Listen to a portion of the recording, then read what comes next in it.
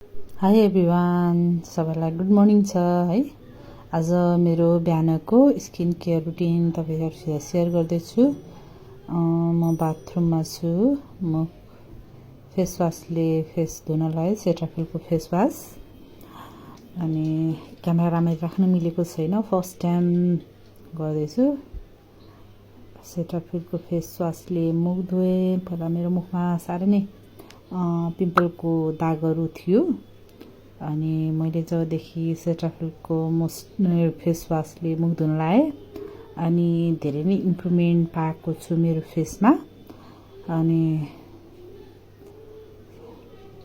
त्यसपछि मैले फेस धोएपछि राम्ररी देखाउन मिलेको छैन।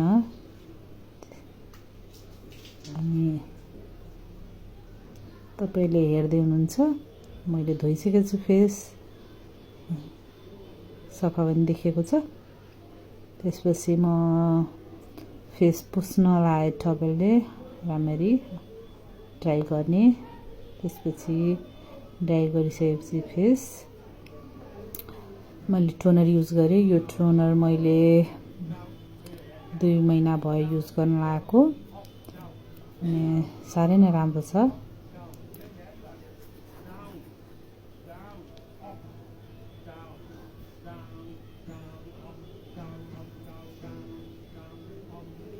अनि यो राइस टोनर हो, साह्रै राम्रो छ।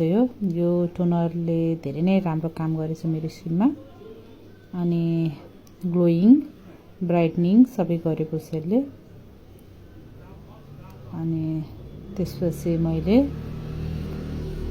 पोन्ड्सको मोइस्चराइजर पोन्ड्सकै युज गर्छु मैले जाडोमा।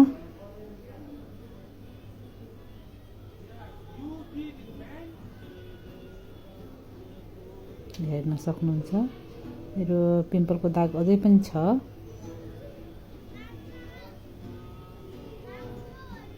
त्यसपछि मैले यो युभिडक्सको सन प्रोटेक्सन गर्मीमा र बिलियरको यो 40 SPF को अहिले मैले जाडोमा युज गरिरहेको छु। साह्रै राम्रो छ, लगाएपछि एकदम ग्लोई स्किन देखिन्छ। मोइस्चराइज पनि गर्छ यसले, हाइड्रेट गर्छ। यसलाई धेरै लाउनु पर्दैन, थोरै भए पुग्छ यो सन प्रोटेक्सन।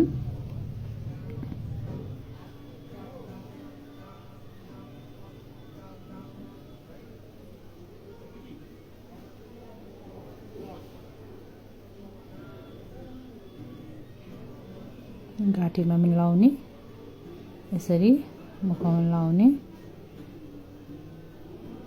हेर्न सक्नुहुन्छ कस्तो लाग्छ है। तपाईहरुको रिप्लाई, सल्लाह सुझाव मलाई दिनुभएको होस्। अझै मैले आफ्नो स्किनमा अलिकति राम्रो केयर गर्न सकौँ, अलिकति इम्प्रुभमेन्ट ल्याउन सकौँ।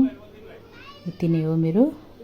धन्यवाद, thank you and bye bye, take care.